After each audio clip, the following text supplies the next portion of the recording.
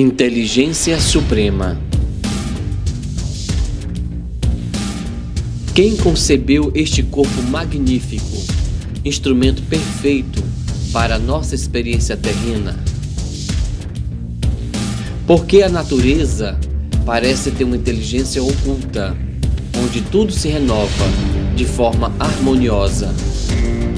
De onde vem o instinto dos animais, uma inteligência que comanda a sobrevivência da espécie? Qual sabedoria conduz o nosso planeta nas estradas evolutivas do cosmos, com todos os seus seres? De onde vem o equilíbrio do universo, onde tudo funciona com um sincronismo inimaginável? E quem fez despertar a inteligência dos homens, desabrochando assim a sua consciência? Quem espalhou por todo o universo a vida e a perfeição infinita em suas múltiplas dimensões? E que inteligência conduz a humanidade a deixar suas mazelas e buscar o caminho da luz? Essa inteligência suprema, causa primária de todas as coisas, nós podemos chamar de Deus.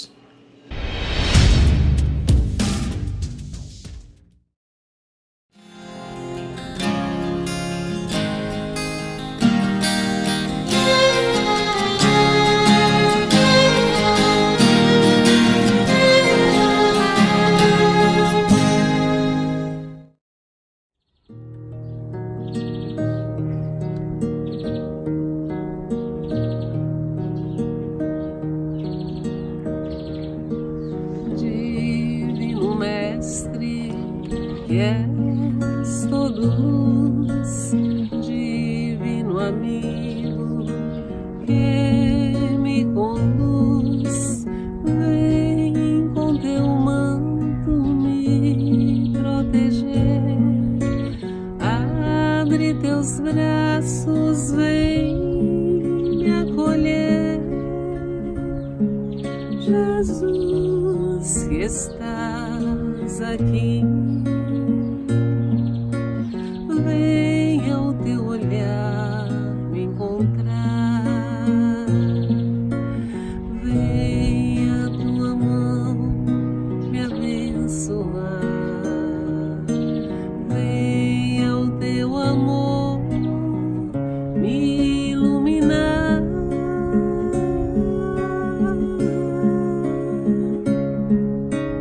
És o caminho,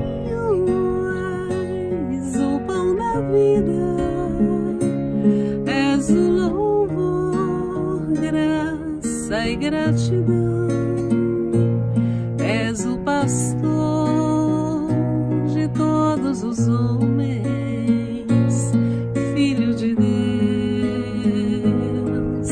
Jesus, tu és meu irmão.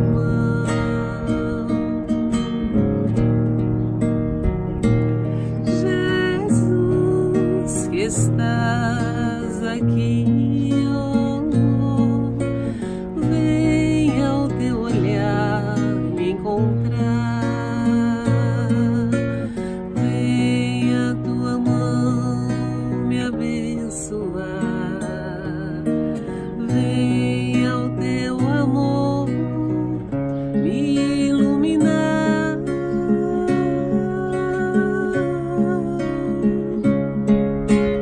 És o caminho, és o pão da vida, és o louvor, graça e gratidão, és o pastor de todos os homens, Filho de Deus, Jesus, tu és meu irmão.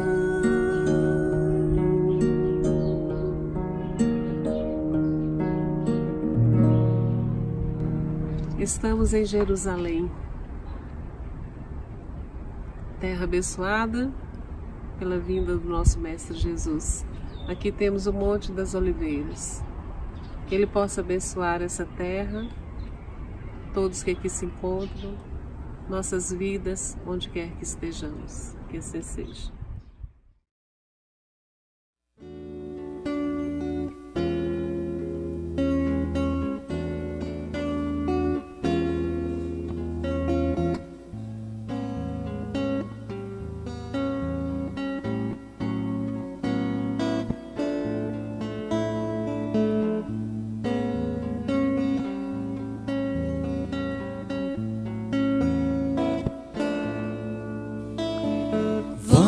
Jesus passear na minha vida.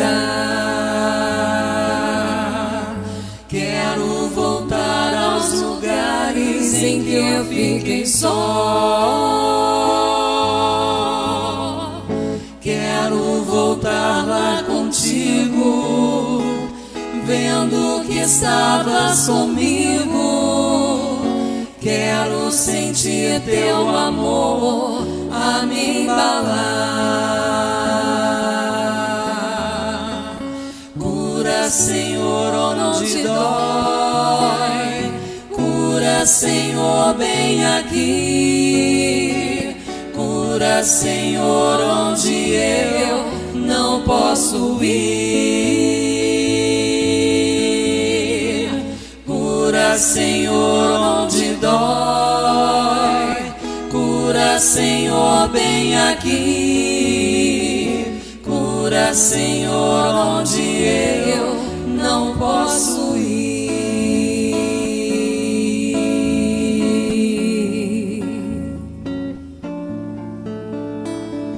Quando a lembrança me faz adormecer,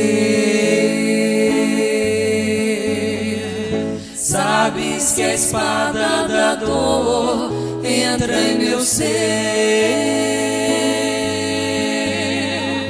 Tu me carregas nos braços, leva-me com teu abraço.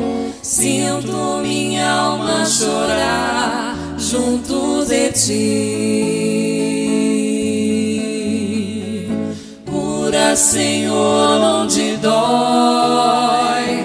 Cura, Senhor, bem aqui. Cura, Senhor, onde eu não posso ir. Cura, Senhor, onde dói. Cura, Senhor, bem aqui. Cura, Senhor, onde eu não posso ir.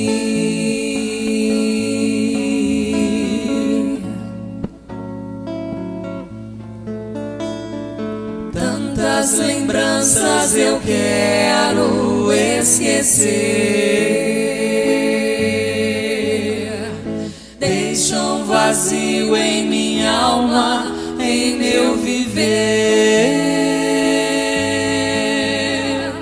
Toma, Senhor, meu espaço, te entrego todo o cansaço. Quero acordar com tua paz a me aquecer. Cura, Senhor, onde dói. Cura, Senhor, bem aqui. Cura, Senhor, onde eu não posso ir. Cura, Senhor, onde dói. Cura, Senhor, bem aqui. Cura, Senhor, onde eu não posso ir.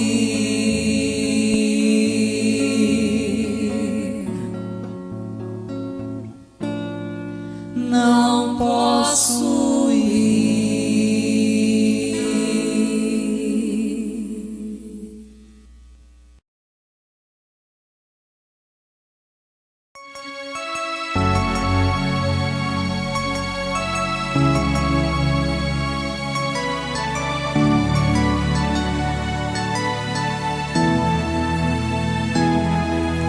Existe um abraço, não sei que de cura, nada desconhecemos. Eu já vi minar inveja, dissipar o ódio, inibir veneno. Um abraço nos renova e a gente renovado enfrenta qualquer barra. Baixa as defesas, quebra as amarras. Quando abraçamos, próximos ficamos, encontro de dois corações. Braços que se apertam, corpos que estreitam, tão generosas vibrações. Nada como ouvir de alguém depois daquele abraço: te amo, você. Braços abertos, que bom te ver. Rejuvenesce, revitaliza, inusitado, quebra o gelo, reumaniza. Abraço estreito de irmão, de coração pra coração. Abraço raro de perdão, devolve o chão. Um abraço com leveza põe até a tristeza em outro patamar e desperta sutilezas que o riso fácil não pode acessar. Sugere fazer amigos porque a dor castiga, ela é da vida e vem. Então me abraça, se entregue também. Rejuvenesce, revitaliza, inusitado, quebra o gelo, reumaniza. Abraço estreito de irmão, de coração pra coração. Abraço raro de perdão, devolve o chão. Rejuvenesce, revitaliza, inusitado, quebra o gelo, reumaniza. Abraço estreito de irmão, de coração pra coração. Abraço raro de perdão, devolve o chão. E médicos até aceitam seu poder de cura. E até mesmo quando a dor se faz inevitável, sou eu que escolho se eu vou sofrer ou não. Há os que jogam fora lamentando e há os que não. Rejuvenesce, revitaliza, inusitado, quebra o gelo, reumaniza. Abraço estreito de irmão, de coração pra coração. Abraço raro de perdão, devolve o chão. Rejuvenesce, revitaliza, inusitado, quebra o gelo, reumaniza. Abraço estreito de irmão, de coração pra coração. Abraço raro de perdão, devolve o chão. Abraço estreito de irmão, de coração pra coração. Abraço raro de perdão, devolve o chão.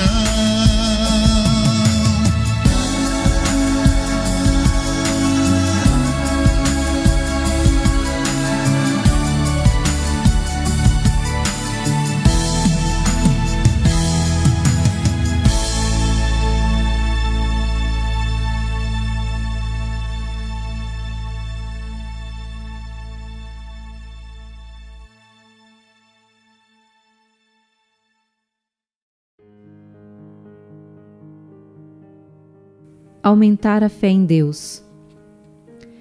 Quero confiar mais em Ti.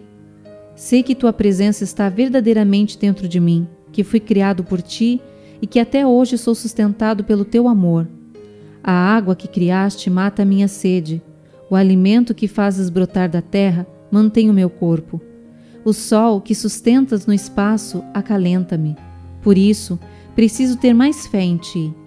Nem sempre tenho tido força suficiente para vencer as dificuldades, exatamente por falta dessa força, dessa fé.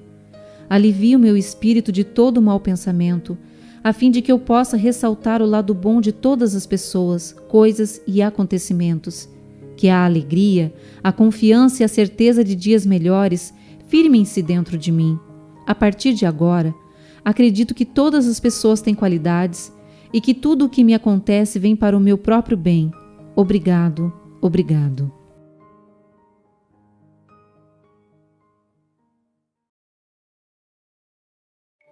Boa noite a todos. Vamos levar nossos pensamentos ao alto.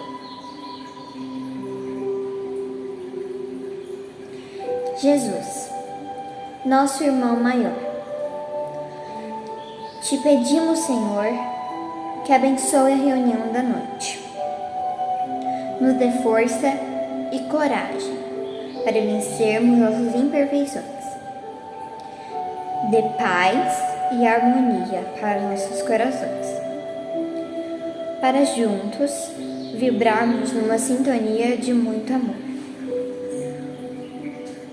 Obrigado, Senhor, pelas bênçãos de cada dia. Obrigado, Espíritos amigos, por nos guiar no caminho do bem.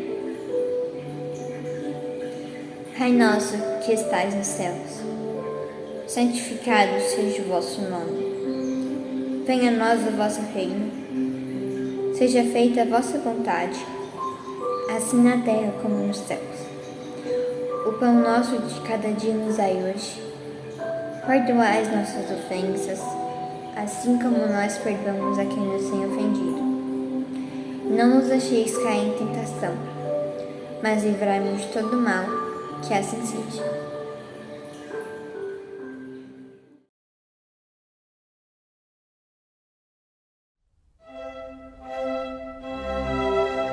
Estudando o Livro dos Espíritos com Allan Kardec.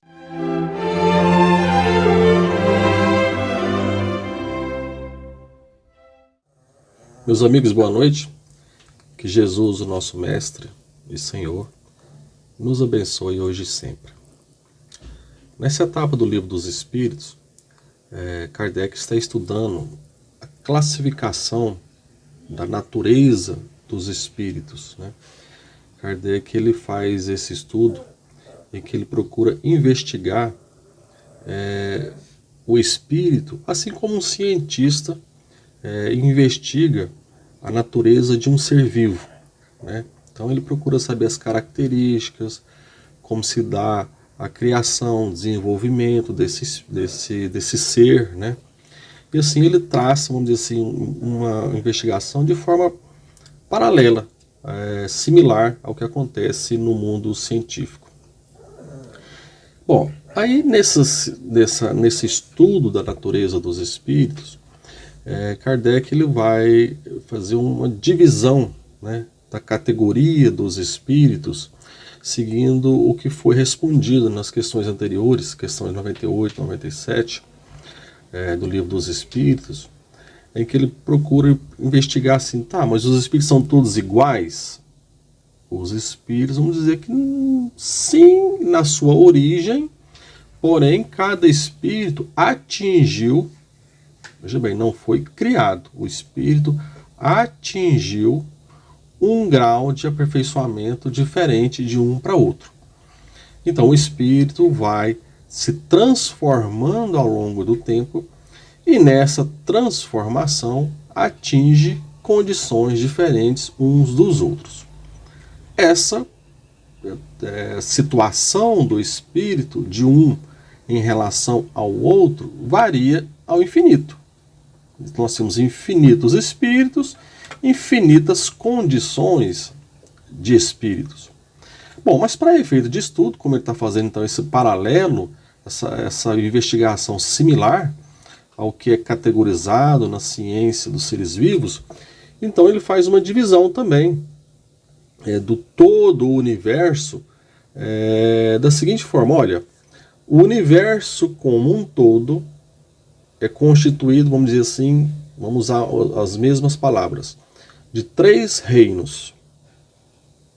Então, nós temos Deus, Espírito e matéria.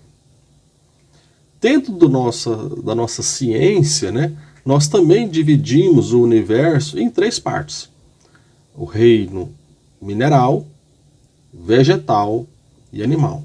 Ou seja, então tudo que existe no universo, para a ciência, está subdividido nesses 3 reinos. Da mesma forma, na doutrina espírita, o todo está dividido entre Deus, criador de tudo, origem de todas as coisas, Espírito, a segunda parte, um segundo reino desse universo, que seria a parte inteligente deste universo, e matéria, ou seja, a parte que é influenciável, dirigida pelo Espírito.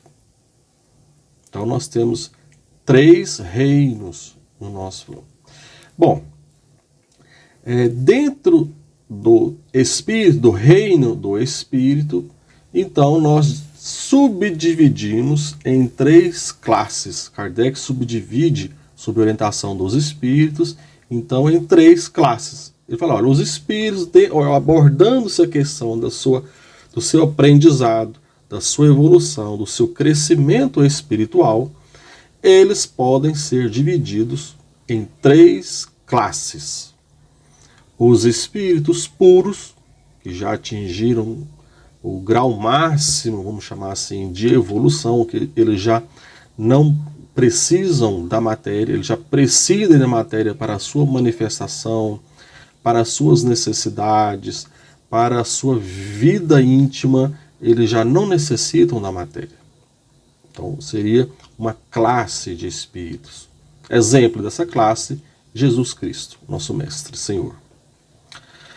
Em seguida nós temos uma segunda classe, abaixo dessa, que seria a classe dos espíritos puros, ou seja, dos bons espíritos puros, a classe acima de todas, os bons espíritos, uma classe intermediária, que são espíritos, segundo a definição, espíritos que o desejo do bem predomina. Ou seja, são espíritos que, apesar de ainda sofrerem a influência e a necessidade da matéria para as suas manifestações, para o seu aprendizado, para o seu crescimento, para a sua vida como um todo, eles ainda necessitam da matéria, são espíritos cujos desejos, cujos sentimentos já estão voltados ao bem. Então, são espíritos que, mesmo na adversidade, mesmo na angústia, na necessidade, vão agir dentro das leis morais do bem. Por quê? Porque o desejo do bem predomina nele. Exemplos práticos que nós vamos ver na nossa vida são os grandes missionários, que às vezes a gente consegue identificar na história, grandes espíritos missionários que vieram trazer a nós os seus ensinamentos. Espíritos que nós categorizamos, vamos dizer, como santos, grandes nomes do cristianismo antigo, espíritos do Oriente que também trouxeram a sua sabedoria oriental, Buda, os santos do início do cristianismo, ou seja, espíritos cujo desejo do bem está acima de qualquer coisa. Mesmo acima do instinto de preservação da espécie, o orgulho, vaidade, tudo já são passado para esses espíritos. E na primeira parte, ou seja, na parte mais baixa dessa divisão entre 3 classes de espírito, Kardec vai nos ensinar sobre os espíritos imperfeitos. Espíritos imperfeitos são os espíritos cuja a matéria ainda predomina sobre o espírito. Nós temos aprendido, todos, que a evolução do espírito é uma transição da matéria para a espiritualidade. Quanto mais imperfeito ou espírito, mais arraigado à matéria ele está. Quanto mais puro, mais evoluído um espírito, mais desprendido, mais independente da matéria esse espírito está. Ao ponto que os espíritos puros, como dissemos, eles já não necessitam da matéria para nada. Eles usam a matéria como instrumento de trabalho, como instrumento de ação a benefício de outros espíritos.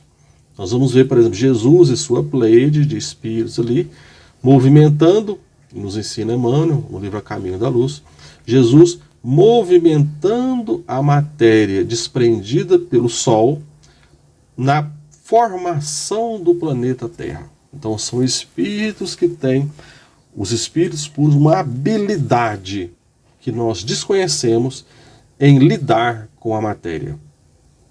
Daí os milagres que Jesus fazia e para nós até hoje ainda de certa forma inexplicáveis. Não porque são, nos ensina Kardec em A Gênese, não porque são contrários à lei da natureza, inexplicáveis porque nós ainda não temos conhecimento suficiente para entender as operações que Jesus fazia. Como ele manipulava a matéria pela sua vontade para que aqueles espíritos se curassem, né? Então, essa é a divisão que é feita. Assim como nós dissemos que Kardec ele faz a divisão, então, dos espíritos de forma similar ao que são divididos os seres vivos, né? Na Terra, não só os seres vivos, mas todo o universo, reino vegetal, mineral, mineral, vegetal e animal. Aí nós vamos ver, por exemplo, que o reino animal também é dividido em classes, ou seja, nós temos, assim como o reino dos espíritos é dividido em 3 classes, o reino animal é dividido, por exemplo, em 3 classes. Então, por exemplo, a gente tem o homem, o cão e uma mosca, são animais. São pertencentes ao reino animal. O homem e o cão pertencem à mesma classe, a classe dos mamíferos, a classe mamália. Já a mosca pertence a uma outra classe, que seria a classe dos insetos, classe insecta. Bom, homem e cão são iguais? Não, não são iguais. Homem e cão estão em estágios diferentes de evolução, têm características diferentes. O cérebro do homem muito mais desenvolvido do que o cérebro do cão. Então nós temos características diferentes ali.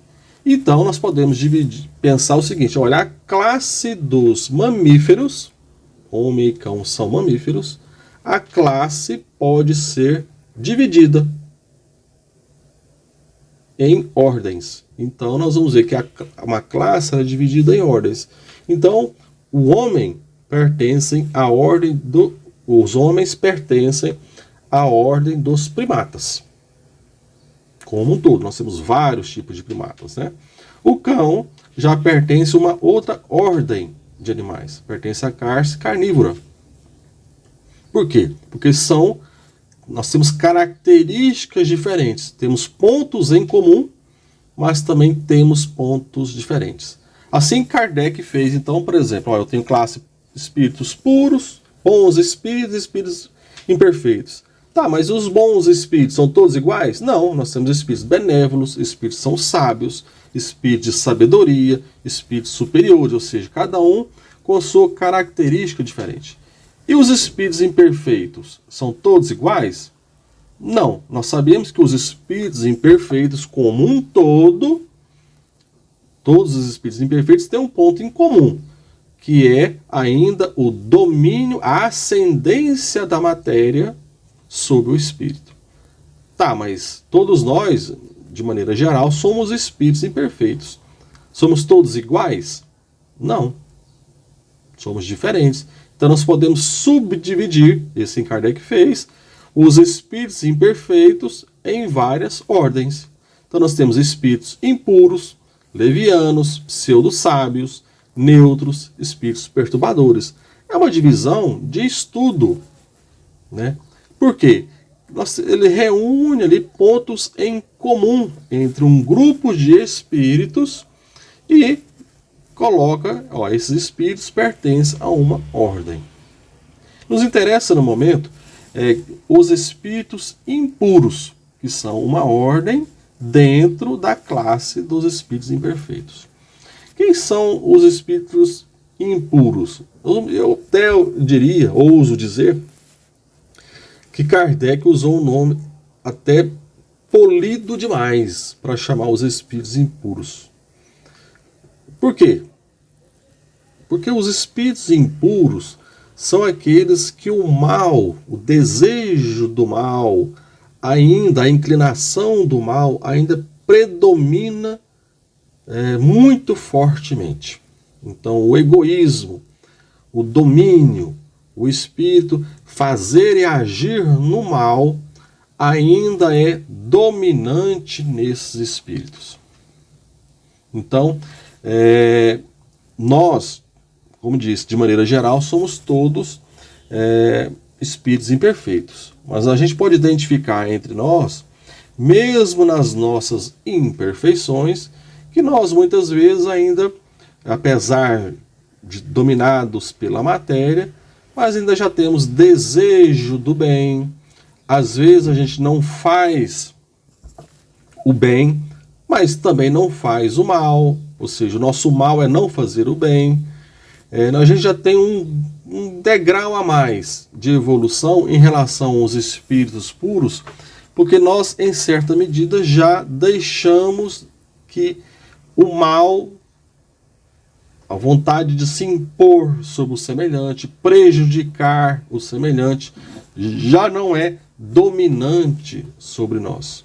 Então, nessa categoria dos espíritos impuros, nós vamos encontrar os espíritos ainda ligados ao crime por vontade própria, ou seja, aquele espírito em que reina nele o desejo do crime. Ele não é um criminoso de oportunidade ou de necessidade. Ele é um criminoso por vontade própria. Ele deseja. É uma pessoa que a prática do mal é prazerosa a ele. E aquele espírito viciado, da mesma forma, por vontade própria. Ele é ligado ao vício por desejo que está íntimo nele. Ele gosta daquilo.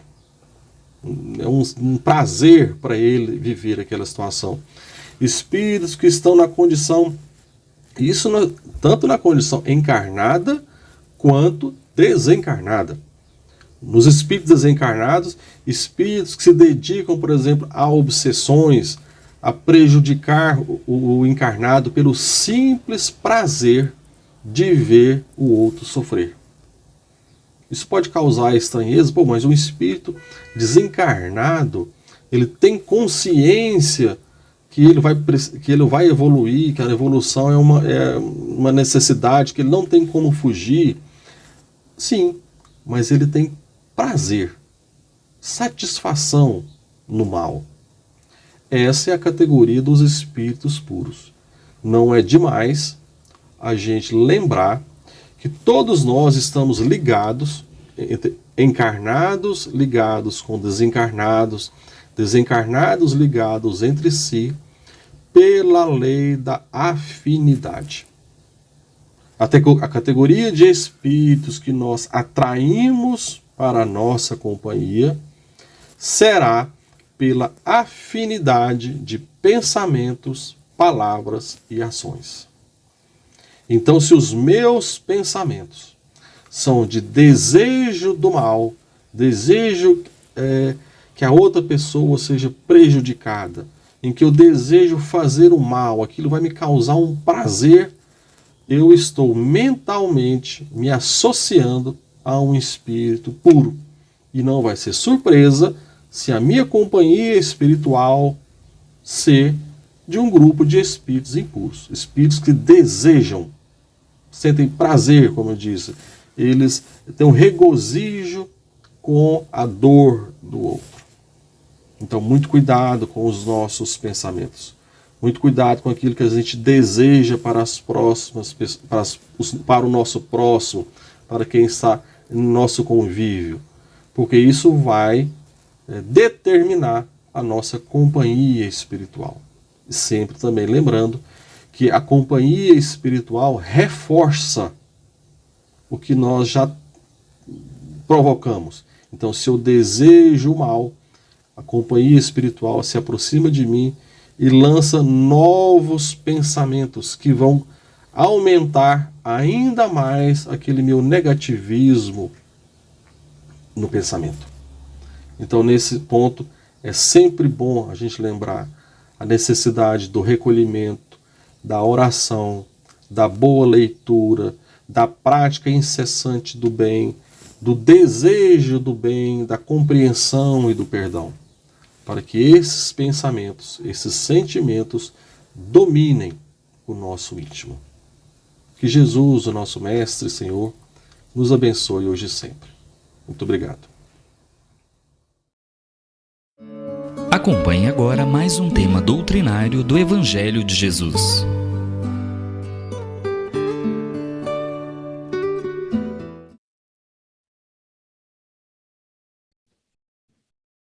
Boa noite, meus queridos irmãos, a todos que hoje aqui se encontram. Boa noite aos nossos queridos irmãos da casa também, da Casa de Fraternidade, irmão Aniceto, a qual também estará recebendo essas nossas palavras da noite de hoje. Em relação à leitura que foi feita, cabe-nos uma pequena reforço para que nós possamos não deixar desperdiçada essa orientação tão importante para cada um de nós. Muitas leituras que são feitas, e são leituras que têm substância extraordinária, às vezes não recebem de nós, por uma postura natural, a concentração em verificar o que ela tem a nos dizer. Aqui nós somos chamados principalmente a buscar, através da oração, a sintonia com o alto, para que então, desta forma, possamos receber forças para vencer as nossas imperfeições naturais.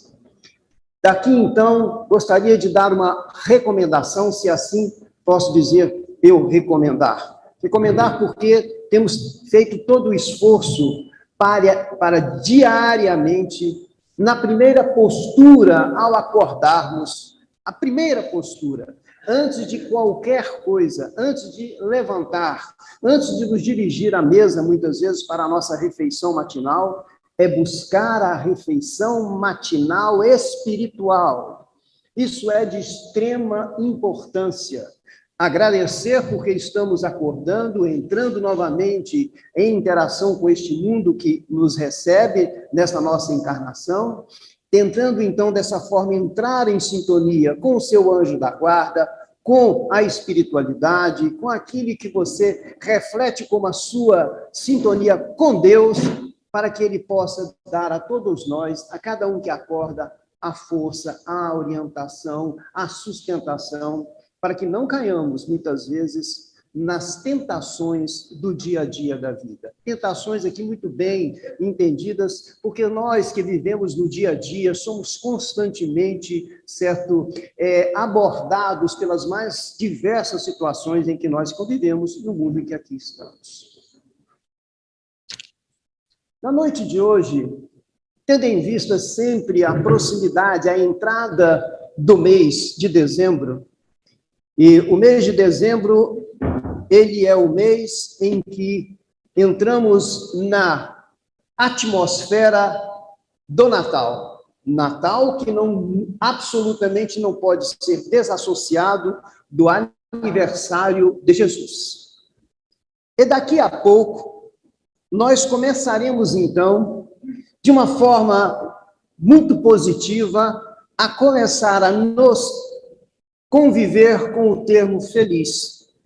Feliz Natal, Feliz Ano Novo, felizes festas, não interessa, nós vamos então proporcionar dessa forma uma mudança de postura mental. Haja vista que nós estamos vindo de um período muito delicado, certo? Em que a atmosfera nossa estava muito delicada e muito perigosa, que envolve famílias, envolve comunidades, envolve o nosso querido Brasil.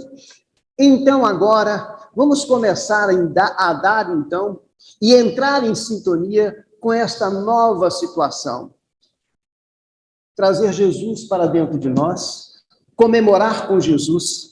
Jesus é o acontecimento, o nascimento de Jesus é o acontecimento mais importante da humanidade. E nós não podemos, então, deixar com que não venhamos, nesses períodos anuais, trazê-lo para dentro do nosso lar, trazê-los para dentro do nosso lar mental e para o nosso coração, porque isso faz coisas extraordinárias. E tendo em vista, então, esta data, nós vamos contar uma pequena história para poder dar fundo no que vem a ser o tema da noite de hoje. Numa região do Rio de Janeiro, região de Serra, onde moravam famílias num lugar muito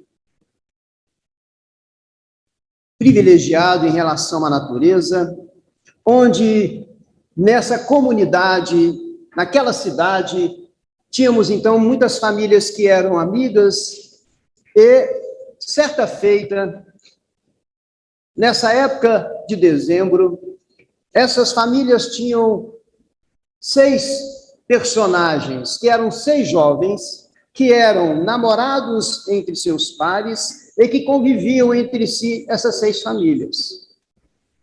Um dia, então, eles resolveram, já eram jovens adultos, acima de suas idades, da sua maioridade, e resolveram, então, fazer uma trilha naquela região tão bela que vem a ser a região de Serra de Petrópolis.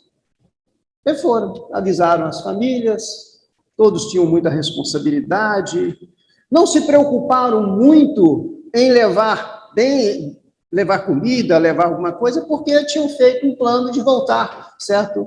Ao final, ainda da tarde, sem nenhum problema. Mas, como nós sabemos, aquela é uma região que muitas vezes sofre com mudanças de clima, e isso ocorreu, houve uma mudança de clima muito repentina. Eles tinham adentrado as matas para fazer as suas trilhas, o tempo fechou muito, muita chuva, e eles começaram a ter dificuldade de localização, de buscar o sentido de volta. E, como também não é tão raro, se perderam naquela mata. E não conseguiram sair até que o dia viesse o sol se pôr. Neste momento, as famílias, então, começaram a ficar extremamente preocupadas. Não é, né? Todos os pais, então, preocupados, porque já entraram à noite, viram a chuva, eles tinham os riscos dos deslizes, as coisas todas que vêm à mente, né, quando isso ocorre. Já movimentaram os bombeiros, mas os bombeiros disseram, olha, hoje, à noite, não tem jeito, vamos aguardar. Que, às vezes, eles pegaram a chuva, ponderaram, então, para acalmar as famílias. Os jovens passaram uma noite muito dura, pois o máximo que eles conseguiram foi se abrigar debaixo de uma pequena caverna, de uma rocha, mas com muito frio e agora com fome, porque como não levaram nada, não tinham o que comer e também passaram muito medo. Estar no escuro, estar naquilo que a gente não consegue entender, aquilo que nós vamos encontrar, qualquer barulho pressupõe um bicho, alguma coisa, e eles se juntaram e ficaram ali com muito medo.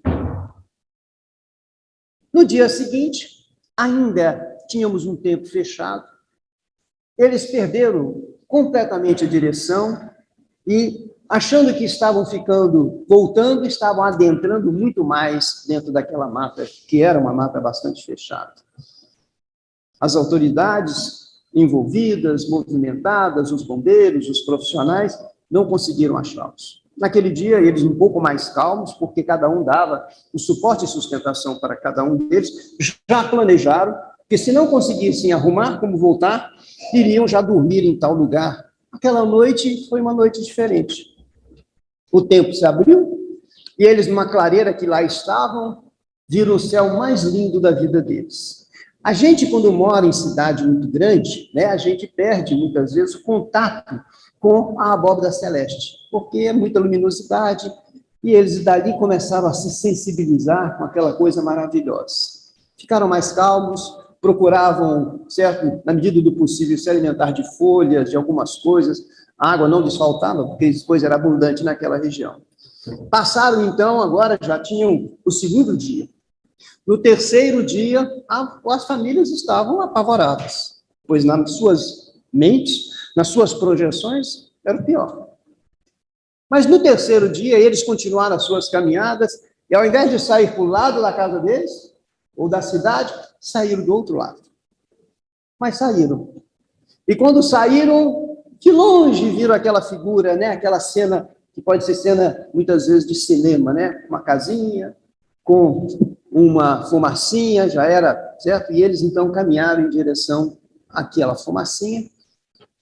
Era muito longe, demoraram a chegar, e só foram chegar lá quase no final do dia. Bateram a porta e foram surpreendidos por uma senhora com seus 3 filhos, e ela estava naquele momento fazendo a comidinha. Então, imagina o cheirinho do feijão, o cheirinho do arroz, aquilo quase que os fez arrombar a casa, e eles pediram e confidenciaram: olha, nós estamos perdidos. Se identificaram, e ali era, então, um refúgio de uma fazenda. Olha, o meu marido está ainda, certo, acabando de fazer as suas tarefas, daqui a pouco ele chega, mas hoje ele não vai conseguir avisar. Mas vocês ficam aqui, a gente racha, né, divide aqui a comida, bota um pouquinho mais de água no feijão, vamos ver como é que vocês se alojam. Deu toda a acolhida para aqueles 6 jovens que estavam apavorados, mas nunca se sentiram tão bem acolhidos na vida, e dormiram a melhor noite e comeram a melhor comida da vida deles. No dia seguinte, então, nós já sabemos, conseguiram avisar as famílias. Imagina chegar a notícia, os jovens chegando, 6 jovens, 3 homens, 3 mulheres, cada um. Eles já tinham feito um QG para poder se reunir, certo? Chegaram ali, então, quando veio a notícia, foi a notícia mais feliz da vida deles, daquelas famílias. Os filhos estavam sem nenhum problema, salvo alguma debilidade, certo? Foi uma festa. E diante de toda aquela, né, alegria, gratidão, agradecimento, logicamente todos eles ali agradeceram a Deus, né? Essa é uma postura natural, quase inata de cada um de nós.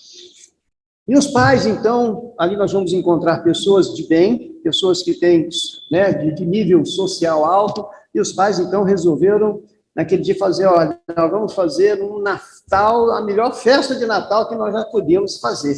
E aí vamos encomendar isso, vamos encomendar aquilo, vamos chamar a família toda, papapá. Mas aqueles jovens, depois daqueles dias, parece que eles já tinham mudado um pouco. O fato deles terem não convivido com nada que não seja a natureza, nada que não fosse com eles mesmos e tudo, e eles, então, juntos, chegaram e falaram: olha, eu acho que não cabe aqui uma festa dessa.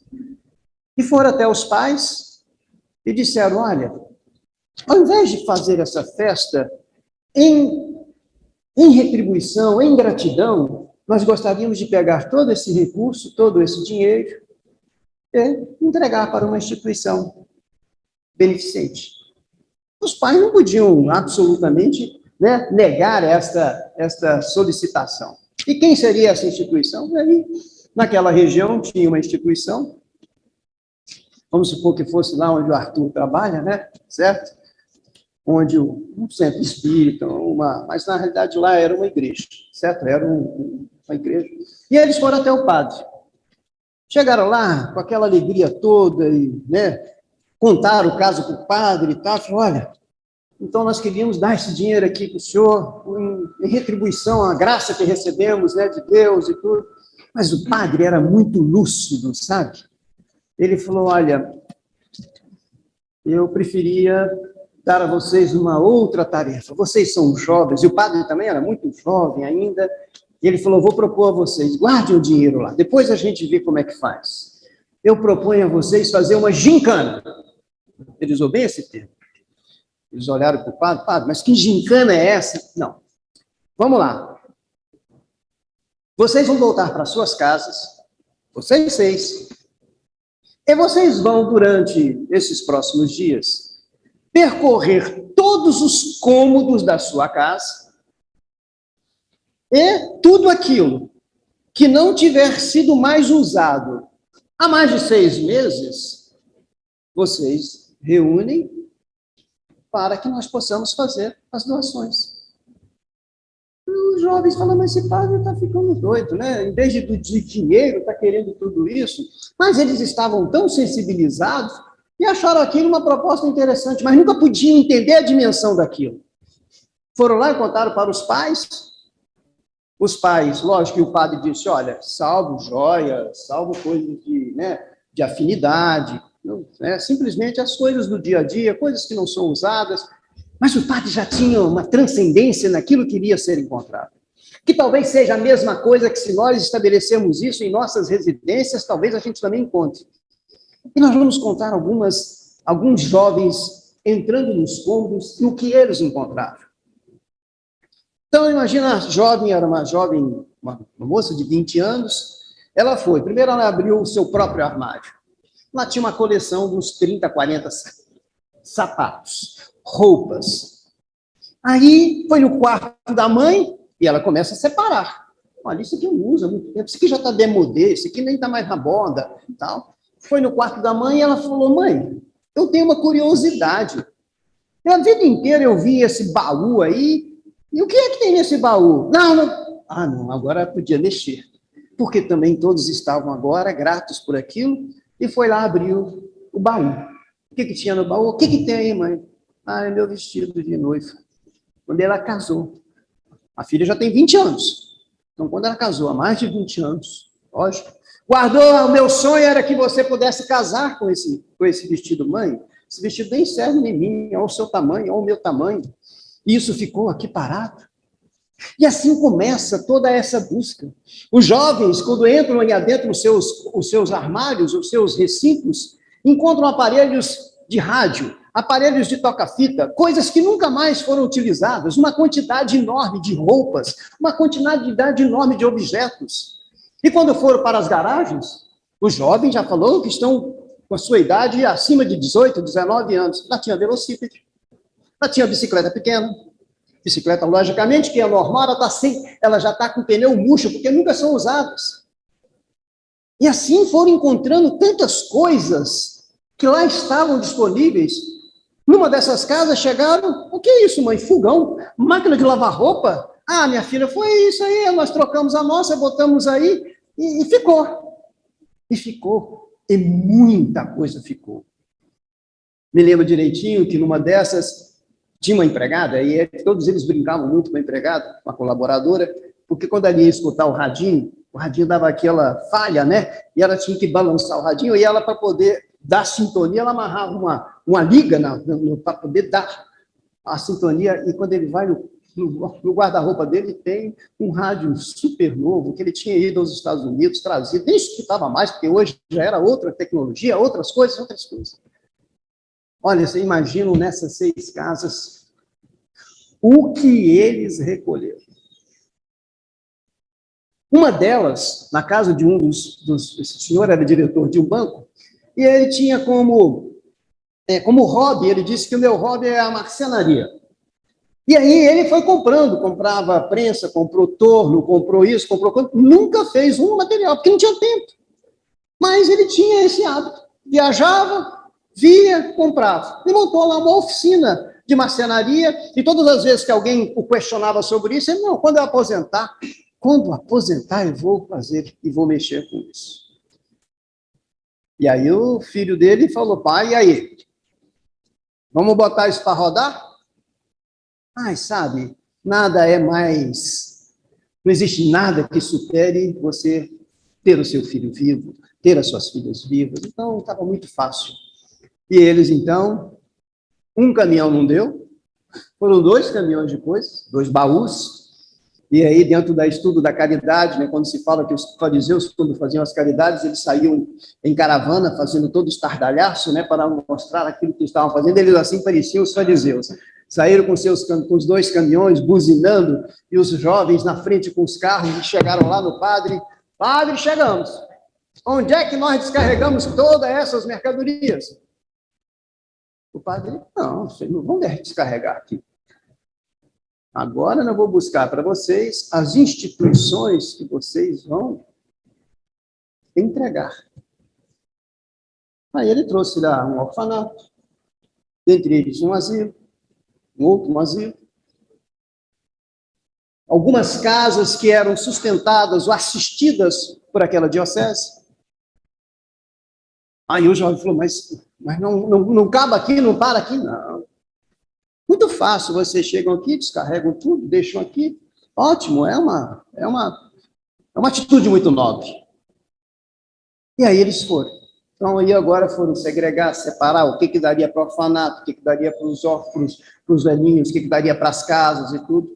E nós vamos contar algumas coisas para não estender muito. Então, no orfanato tem uma cena muito interessante, que um desses jovens desce com aquele velocípede enorme, certo? Não só o velocípede, bicicletinha, bola, né? Tinha um monte de coisa. Os jovens descem ali, somente os jovens masculinos.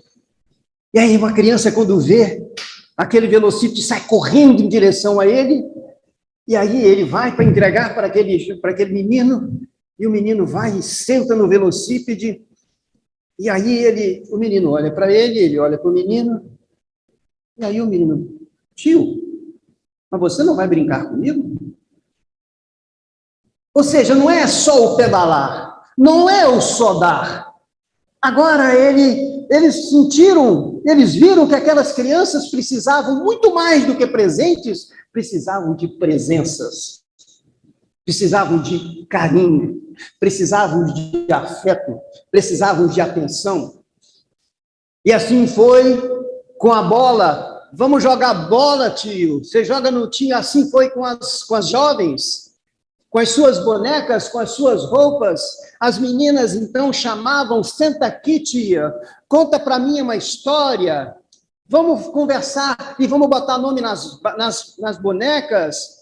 E assim eles começaram a perceber de que a carência com que aqueles órfãos que ali se encontravam era muito menos material e muito mais afetiva.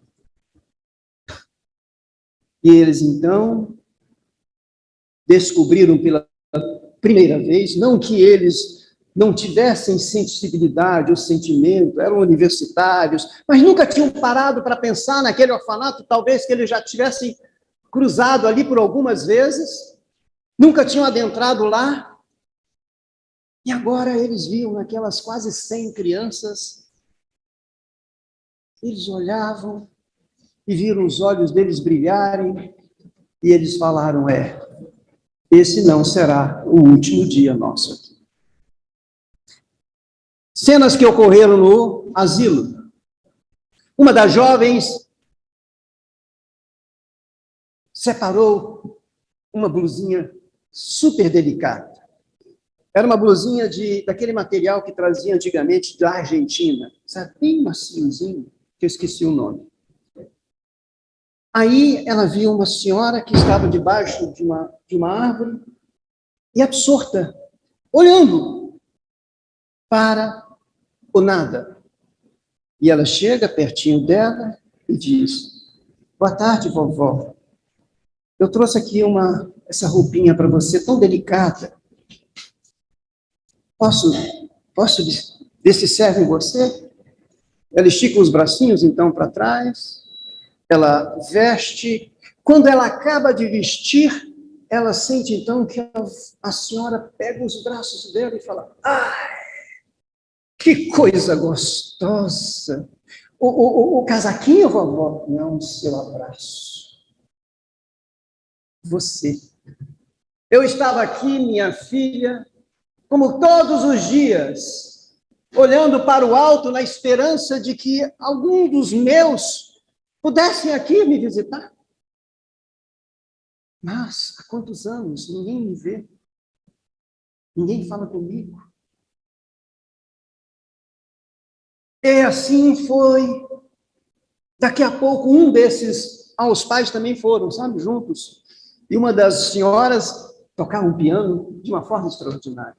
Quando eles entraram no asilo, eles viram lá no fundo um piano já meio sucateado, mas ela imediatamente viu aquele piano e toda pessoa que tem o dom, ela foi lá e tentou ver como estava a funcionalidade do piano e começou a tocar músicas clássicas, músicas de excelente qualidade.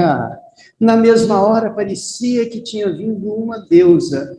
Todos os velhos se aproximaram e disseram: ai, meu Deus, que dia feliz! Voltou a música nesta casa. A música. Ou seja, algo que não é material. Quem fez? Quem tem o talento? Quem tem a possibilidade? E dentre os pais, tinham médicos, tinham engenheiros, quando então foram às casas para onde foram indicadas, encontraram cenas delicadíssimas.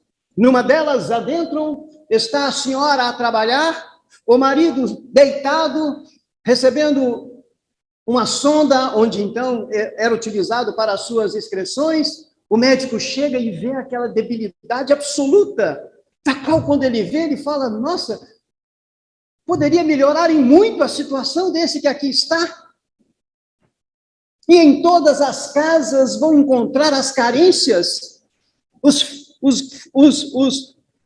fogões debilitados, as geladeiras debilitadas, e quando então entendem que lá na casa deles tudo isso estava parado.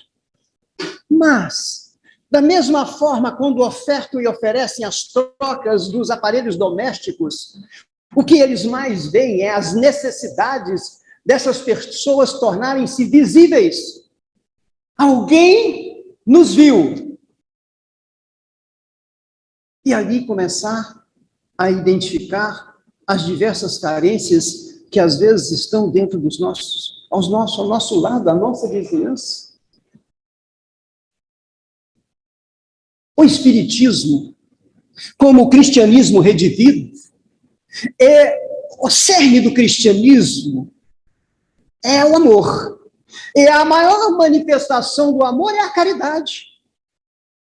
O Evangelho segundo o Espiritismo, quando a gente às vezes nem percebe, ele do capítulo 10 até o capítulo 15, que estão no seu cerne, no seu meio, ele fala de caridade, fala de amor.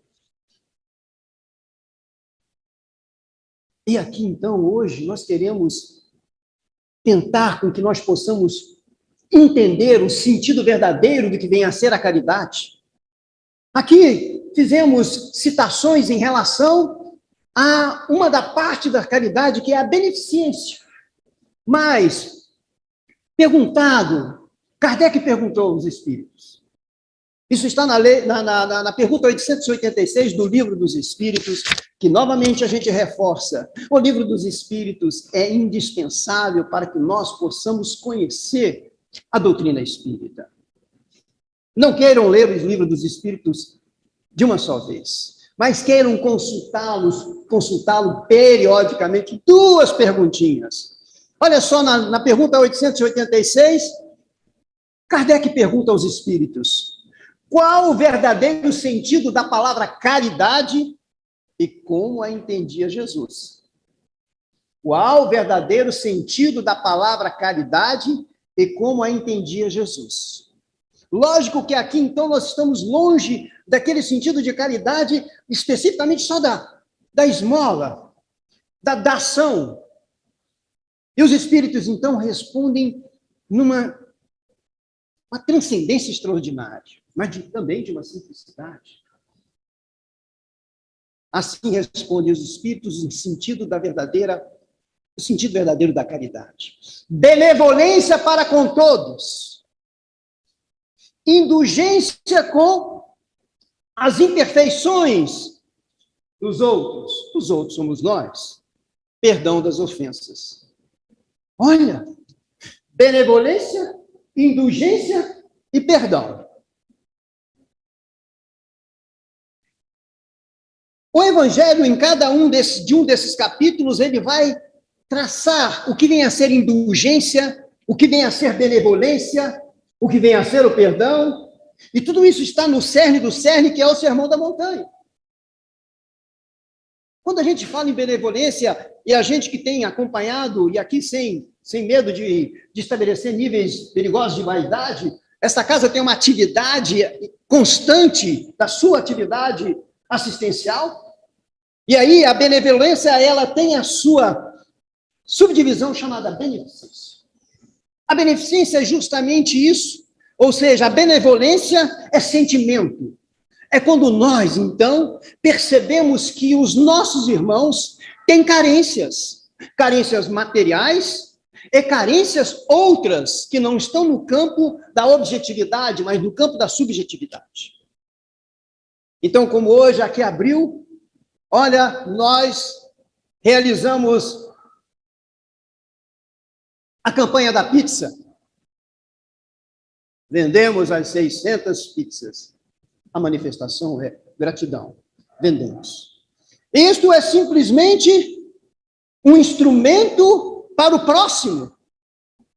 Mas o que é que faz com que haja esta postura dentro das casas, dentro de cada uma das pessoas?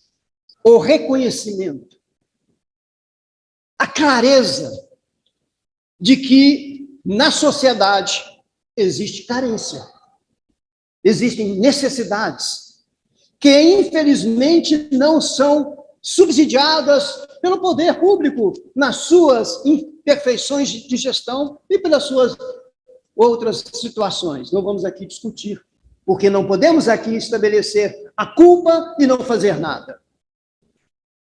E muitas vezes as pessoas perguntam, mas para quantas pessoas vão ser? Para quantas crianças vão ser? Vamos ser quantas crianças? 2.000 crianças. Mas tem mais de 30.000. Para aquelas 2.000 crianças, a atitude de cada um daqueles que participam da campanha vai fazer a diferença. Para ela faz a diferença. Então não podemos pensar absolutamente em dizer, eu não vou resolver o problema do mundo. Absolutamente. Você vai ser importante para aquela pessoa que está aqui. Mas a beneficência que vem ser esta situação tão importante, e aqui eu quero ter a oportunidade de ler, junto do Evangelho, uma passagem de Cáritas, que diz o seguinte, isso está no capítulo 13, no item 13 do Evangelho segundo o Espiritismo. Chamo-me caridade. Vejam bem, é muito importante, e sou a rota principal que conduz a Deus. Sou a rota principal que conduz a Deus. Conduzir a Deus é aquilo que os mestres, os doutores da lei, como eu posso ser salvo? Como posso entrar no reino da felicidade, no reino dos céus? Olha, eu sou a rota principal para este objetivo, eu sou a caridade. Segui-me, porque sou o objetivo que todos deveis visar. Cáritas, então, vem e diz, fiz esta manhã minha caminhada habitual, e coração angustiado, venho vos dizer, meus amigos, quantas misérias, quantas lágrimas, e quanto tendes a fazer para secá-las todas. Inutilmente, procuro consolar os pobres, as pobres mães, dizendo-lhes ao ouvido, coragem, há bons corações que velam sobre vós, não sereis abandonadas, paciência, Deus está aí, sois suas amadas, sois suas eleitas. Elas, as mães, pareciam ouvir-me e voltavam para o meu lado grandes olhos ansiosos.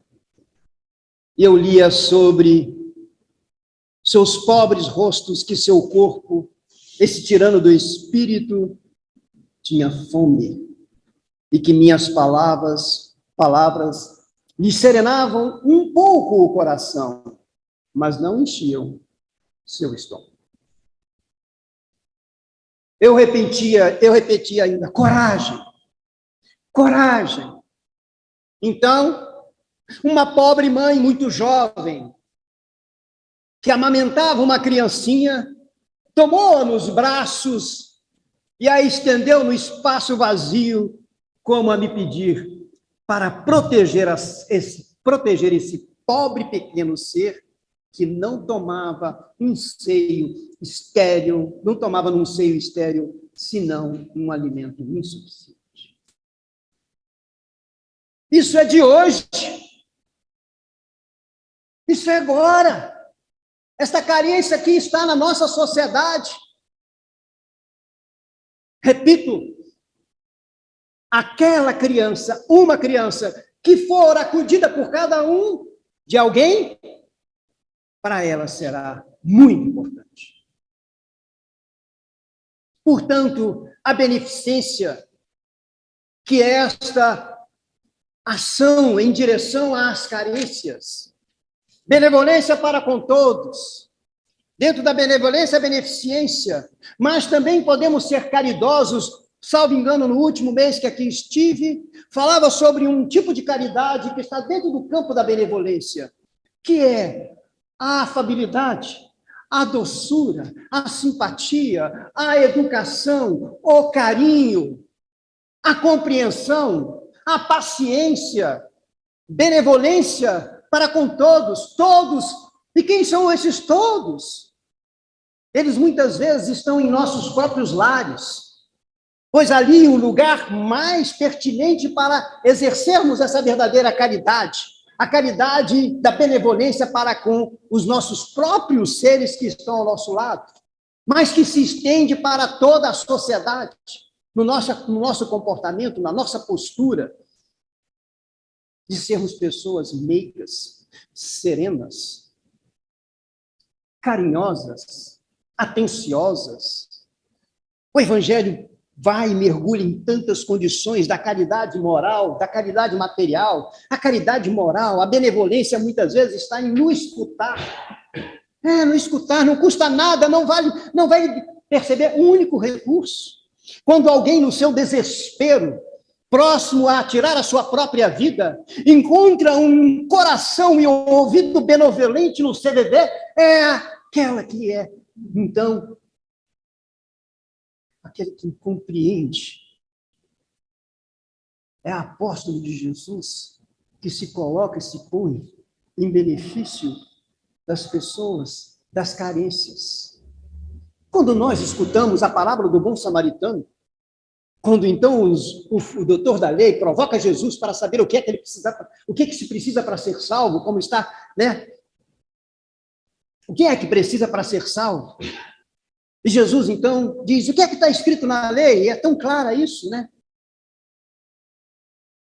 Em que ele, então, o próprio doutor da lei responde, no capítulo 15 do Evangelho segundo o Espiritismo. O que é que está escrito na lei? Pergunta Jesus. Que ledes nela e como ledes? O doutor da lei, então, responde, amareis o Senhor, vosso Deus, de todo o vosso coração, de toda a vossa alma, e de todas as vossas forças, e de todo o vosso espírito, e o vosso próximo como a vós mesmos. Jesus disse, respondeste muito bem, fazer isso, e vivereis. Mas esse homem, então, querendo parecer que era justo, disse a Jesus, e quem é o meu próximo? Eu vou contar uma história bem rápida. Da parábola não do bom samaritano, mas a parábola do bom caminhoneiro. Era noite.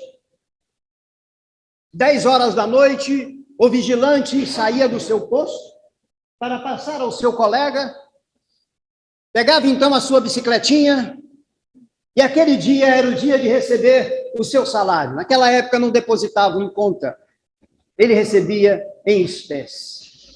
Quando recebia, a matemática da cabeça já disse, isso é para venda, isso é para isso, isso é para aquilo, já distribuía, guardava e foi na sua bicicletinha.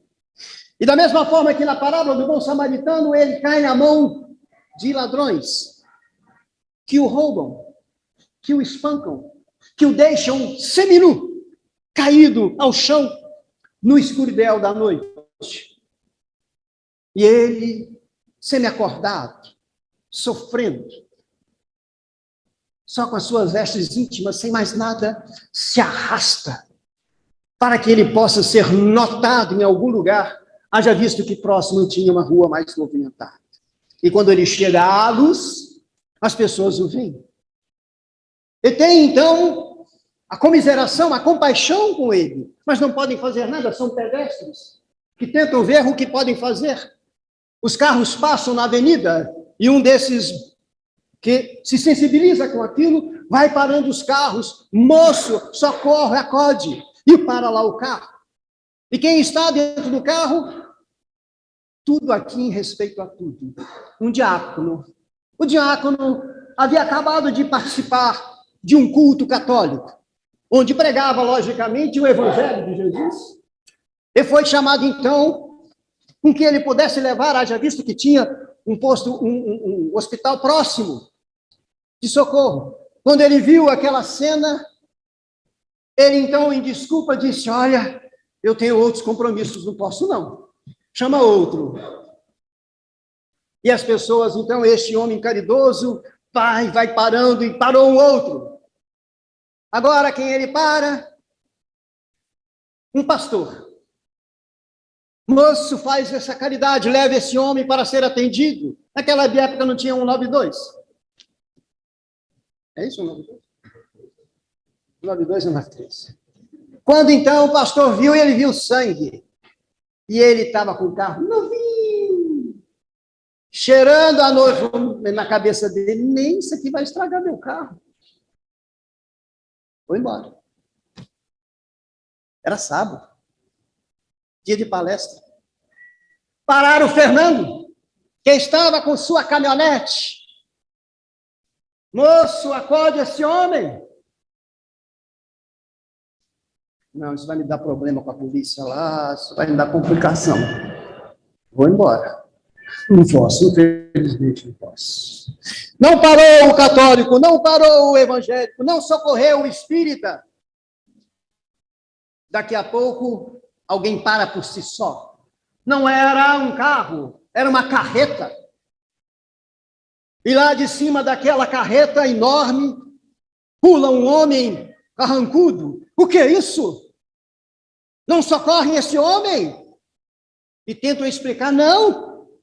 Ele com seus braços fortes, depois de desengatar a carreta, da carreta da carga, que ele estava viajando, saía às 10 horas para viajar.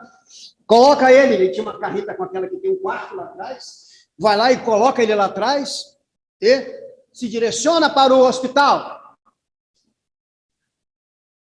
Chega lá, não tem que fazer cadastro, atende o homem. Atende o homem. Ele está doente, ele está sofrendo. Ele não tinha documento, desnudo.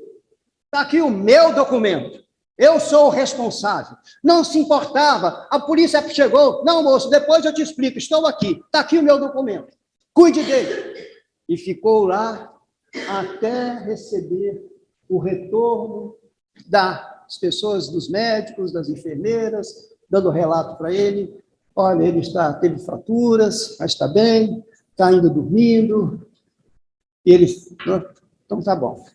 Eu vou acabar de fazer minha viagem, amanhã eu volto. Cuidem dele!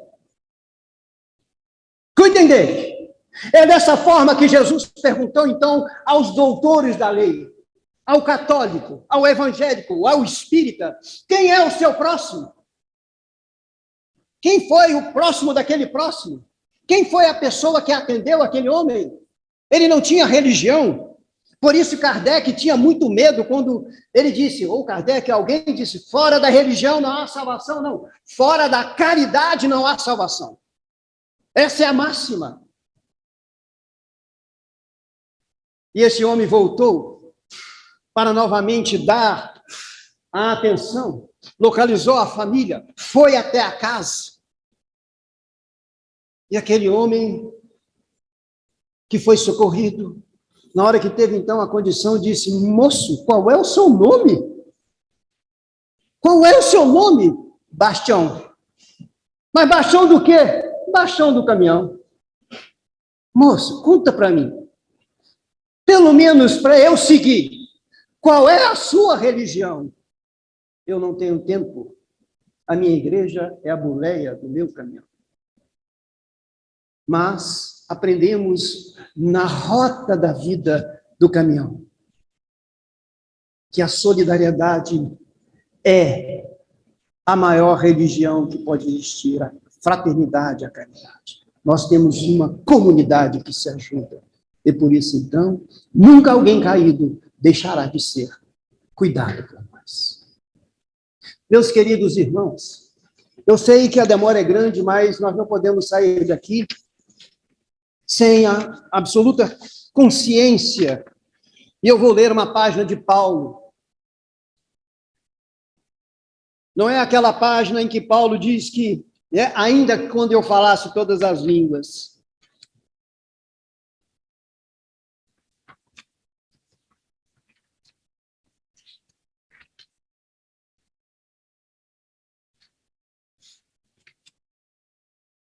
Meus queridos filhos, isso é Paulo escrevendo. Na máxima, fora da caridade não há salvação, estão contidos os destinos dos homens na terra e no céu. Na terra, porque é a sombra desse estandarte, o estandarte da caridade, eles viverão em paz. No céu, porque aqueles que a tiverem praticado encontrarão graça diante do Senhor. Esta divisa, a divisa da caridade, é a luz celeste. A coluna luminosa que guia o homem do deserto da vida para conduzi-lo à terra da promissão. E brilha no céu como a auréola santa na fronte dos eleitos. E na terra está gravada no coração a quem Jesus dirá: passei à direita, vós os benditos do meu Pai. Como serão reconhecidos? Vós os reconhecereis pelo perfume da caridade que espargem ao seu redor. Nada exprime melhor o pensamento de Jesus, nada resume melhor os deveres do homem do que esta máxima de ordem divina. Agora falamos para os espíritas para encerrar. Meus amigos, agradecei a Deus que vos permitiu pudesseis gozar da luz do Espiritismo. Não porque só aqueles que a possuem podem ser salvos, mas porque vos ajudando a melhor compreender os ensinamentos do Cristo, ela vos faz melhores cristãos.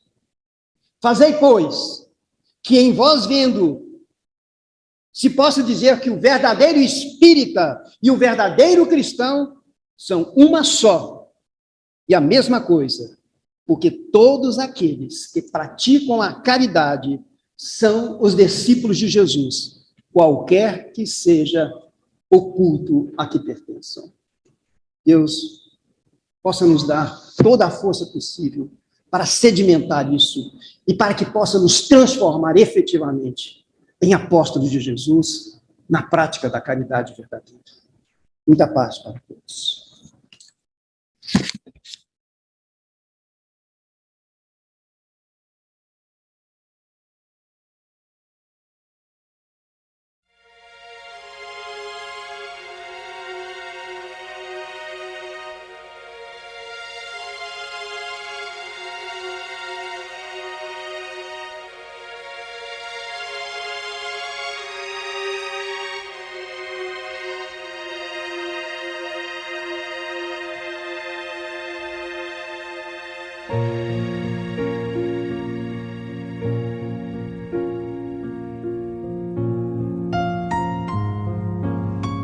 Queridos irmãos em Cristo, nesse momento de suave meditação, pedimos a presença de espíritos amigos para esse passe.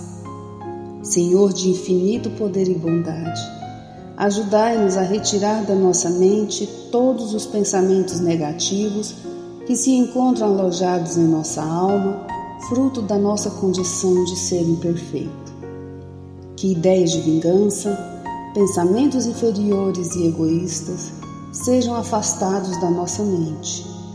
Que os desequilíbrios emocionais, ansiedade, impaciência e estresse sejam corrigidos, visando uma nova harmonia do nosso ser. Que todas as doenças alojadas em nosso corpo tenham seu mecanismo de enfermidade interrompido no nosso sistema de defesa orgânico e inicie a revitalização da nossa saúde. E assim, meu Pai Celestial, com suas bênçãos e as energias luminosas e curativas de seus missionários, possamos receber as melhores vibrações energéticas através deste passe e que essas vibrações venham em forma de ideias edificantes, de otimismo, alegria e nos fortaleça para o perdão, a paciência e a serenidade necessárias à resolução de nossos problemas e provações. Peço, Senhor, que nos ensine a viver um dia de cada vez, que nos oriente a superar os traumas do passado e guardar apenas as lições valiosas, tanto de experiências felizes como as dolorosas. Também, Senhor, permita o cuidado necessário para controlarmos o medo diante do futuro que ainda está fora do nosso alcance. Que possamos aproveitar a beleza e o sabor dessa existência em cada momento sagrado que o Senhor nos permite viver, com sabedoria, discernimento e entusiasmo pela vida. Que nessa jornada terrena possamos aprender a nos elevar espiritualmente um pouco a cada dia, sempre seguindo os conselhos do Cristo. E que o espírito de fraternidade, o amor de Deus ao próximo e a nós mesmos sejam a base do nosso comportamento e a prática da caridade e do perdão a nossa conduta diária. E dessa forma possamos ser merecedores das suas bênçãos, nos fortalecendo e curando nossas enfermidades por sua intercessão misericordiosa. Em nome de Jesus, agradecemos por tudo que recebemos até o dia de hoje, rogando mais uma vez a tua proteção, o teu amor e a tua paz.